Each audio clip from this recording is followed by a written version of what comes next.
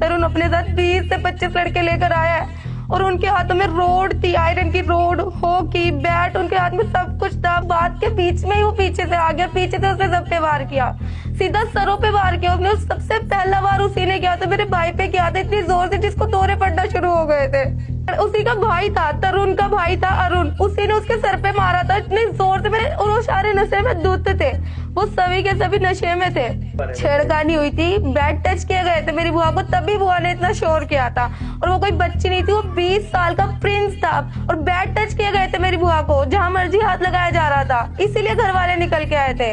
पीछे से तरुण आके डंडे मारने लग जाते, वो भी आयरन के रोड। एक मारते ही मेरे चाचा का सर फटा, उनके माथे पे 10 टाँके आए हैं। मेरे पापा के हाथ टूटे, मेरे चाचा का पसलियों पे लगी है। मेरी दादी और मेरी चाची पुलिस स्टेशन भी गई थी दावड़ी मोड़ पर, उनके एफआईआर वगैरह कुछ दर्ज नहीं करी, उन्हें बाहर से कह दिया गया कि चलो चलो जाओ यहाँ से। कम से कम भी 10-12 लोग हैं हमारे घर के जो जख्मी हुए और किसी को दिखाया नहीं गया, किसी की ट्रीटमेंट नहीं कराई गई, सबको जेल में ले जाके फेंक दिया गया।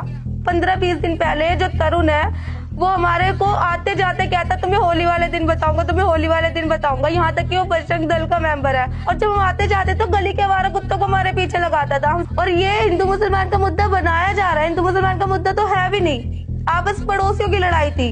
हमारी घर की 3 औरतों को उन्होंने अपने पास कर लिया, अपने पास जेल में रख रखा है। औरतों को ले जाने का क्या मतलब है? और अभी तक भी हमें पता नहीं है वो जिंदा है कि वो मर गया, उसकी कैसी हालत है। पहले तो हर एक सिक्के के 2 पहलू होते हैं, एक ही पहलू को देख के हमेशा आवाज नहीं उठानी चाहिए, दोनों तरफ की आवाज सुननी चाहिए। जुल्म नहीं है क्या? यह तशद्दुद नहीं है? एक तरफा दिखाना, एक तरफ की खबर दिखाना, एक रुख दिखाना। बड़े बड़े मुस्लिम इन्फ्लुएंसर भी तरुण के साथ थे जिनको सच्चाई के बारे में पता नहीं था, अब सच्चाई सामने निकल करके आ रही है। तो अब क्या होगा? ये बात तो पहले ही हम भी कह रहे थे कि गुब्बारा मारने से किसी का भी ईमान खारिज नहीं होता, वो बंदा ईमान से खारिज नहीं होता, धर्म भ्रष्ट उसका नहीं होता, ईमान खराब नहीं होता, हम मान ही नहीं सकते।